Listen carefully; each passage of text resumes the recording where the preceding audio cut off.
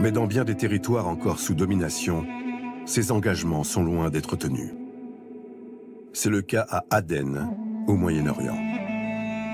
The Crown Colony of Aden consists of 75 square miles of black volcanic rock and one of the world's busiest harbors.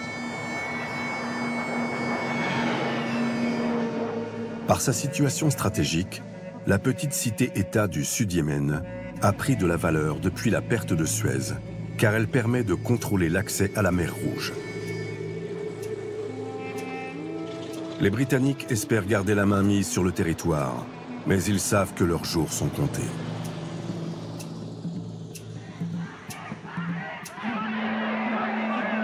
Deux mouvements indépendantistes rivaux contestent violemment leur présence.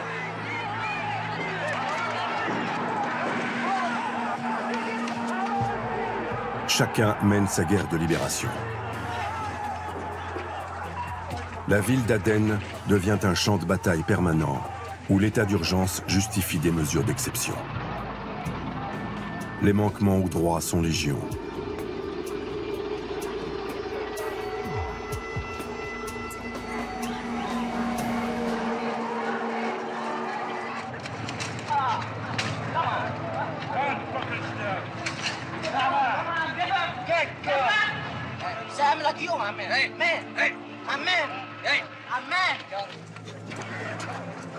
Devant cette surenchère de violence, le gouvernement fixe l'indépendance pour l'année suivante.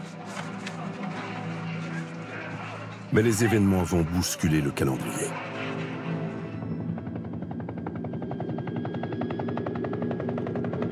Le 20 juin 1967, 22 militaires trouvent la mort dans une embuscade.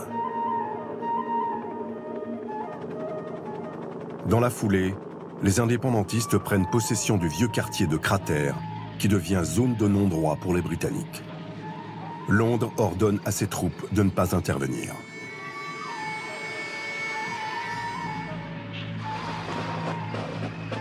Mais le colonel Colin Mitchell, dit Mitch le Fou, entend prendre sa revanche.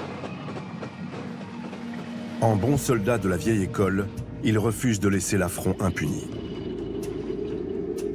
Transgressant les ordres, il reprend le quartier avec son régiment écossais, sans état d'âme.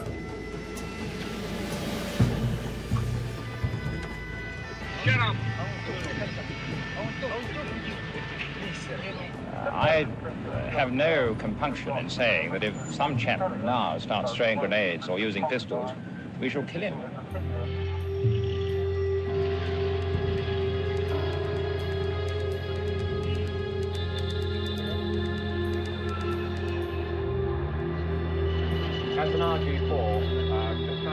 Mitchell met les médias à contribution.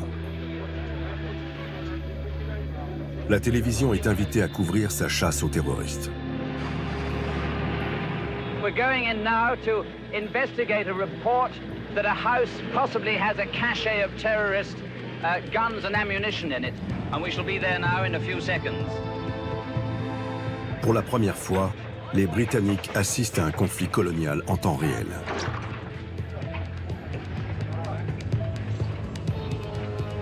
Rivés à leur poste, de 10 à 15 millions de téléspectateurs suivent les exploits du régiment séditieux.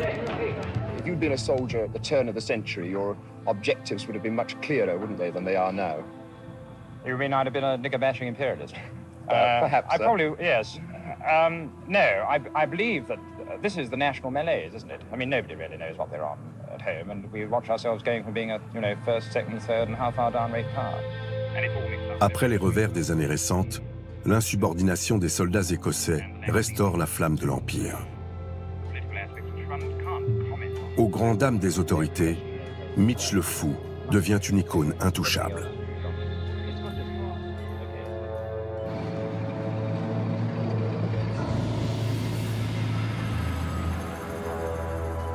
Mais les informations occultent les aspects les moins glorieux de sa reconquête. Comme en Malaisie ou au Kenya, les hommes de Mitchell usent de moyens contestables. Un soldat chargé de livrer les victimes au sous-sol de la banque transformée en salle d'interrogatoire raconte. J'entendais les bâtons fracturer les crânes, les crosses de fusil fracasser les mâchoires. J'entendais les questions posées. Les Arabes qui suppliaient, d'autres coups sur le crâne, une autre question, et enfin, une réponse.